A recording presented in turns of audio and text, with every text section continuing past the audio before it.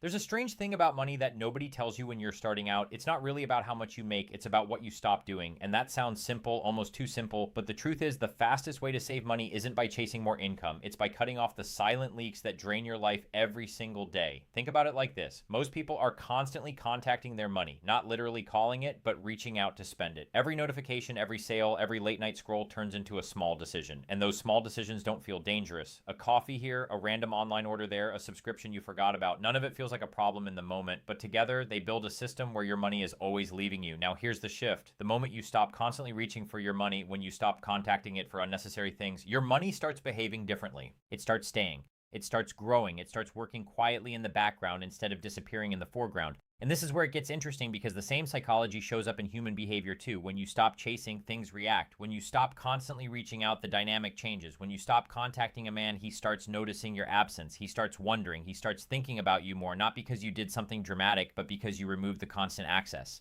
Money works the exact same way. When you remove constant access to your wallet, your habits begin to shift. You stop reacting, you start choosing, you go from emotional spending to intentional living. And that's the simple trick. Create distance between you and your impulses. Most people try to save money by forcing discipline. They tell themselves, I just need more willpower. But willpower is unreliable. It fades when you're tired, when you're stressed, when you're bored. That's why people fail over and over again. They're trying to fight their environment instead of redesigning it. The real trick is to make saving automatic and spending inconvenient. If your money is sitting in your main account, easily accessible, you will spend it. Not because you're bad with money, but because you're human. Convenience drives behavior. So flip it, move your savings somewhere that isn't instantly reachable. A separate account, no card attached, no quick transfers. Make it just annoying enough that you have to think twice. Because that pause, that tiny moment of friction is where your power is. That's where you ask yourself, do I really need this? And most of the time the answer is no. You don't need another thing. You need control. You need awareness. You need space between your desire and your decision. Here's another layer to it. People often think saving money means living a boring life, cutting everything out, saying no to everything. But that's not what this is about. It's about choosing what actually matters. When you stop spending on things that don't matter, you create room to spend on things that do. Experiences, opportunities, freedom, the ability to say no to a job you hate, the ability to take a risk, the ability to breathe without financial pressure sitting on your chest. That's what you're really buying when you save money, not just numbers in a bank account, but options. And options are power. The fastest way to get there is to stop leaking money in invisible ways. Subscriptions you don't use, impulse purchases you forget about, lifestyle upgrades that don't actually make you happier. These are the quiet killers of wealth. They don't look dangerous, but they are, because they normalize spending. And once spending becomes your default, saving feels unnatural. So you reverse it. You make saving the default. You set up automatic transfers the moment your income hits. You treat your savings like a non-negotiable expense.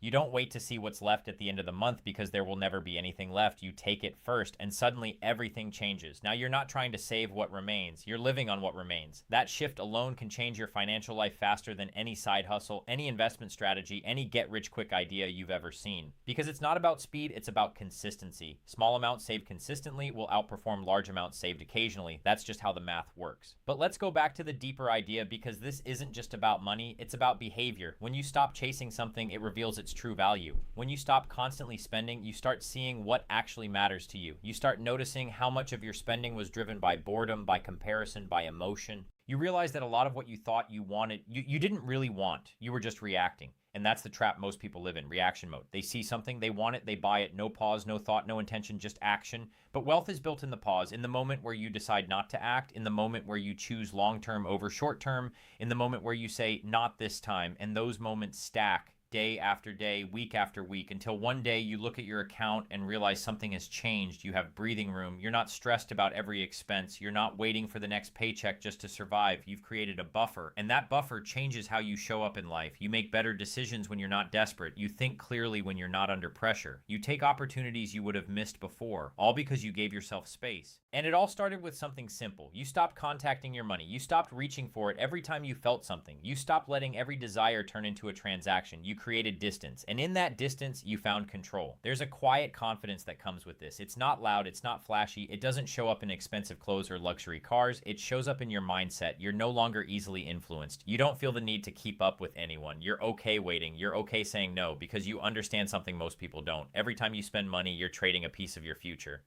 and sometimes that trade is worth it, but most of the time it's not. So you become selective, intentional, focused, and that's where real progress happens. Not in big dramatic changes, but in small, consistent decisions. That's the simple trick. Not a hack, not a shortcut, not a secret formula. Just a shift in behavior. Stop reaching, stop reacting, stop giving your money away without thinking, and watch what happens. Your money stays, it grows, it starts to work for you instead of against you. And just like in life, when you stop chasing, things start coming to you differently. Opportunities feel more aligned, decisions feel more intentional, everything slows down just enough for you to take control, and control is everything, because once you have control, everything else becomes easier. Saving becomes easier, investing becomes easier, building wealth becomes easier, not because it's simple, but because you've removed the chaos. You've removed the constant noise of impulse and reaction. You've created a system that supports you instead of sabotaging you, and systems always win over motivation, always, because motivation comes and goes, but systems stay. So if you want to save money fast, don't overcomplicate it. Don't chase more income right away. Don't look for complicated strategies. Start here. Create distance, make saving automatic, make spending intentional, and most importantly, stop contacting your money for things that don't matter, because the moment you do that, everything begins to change.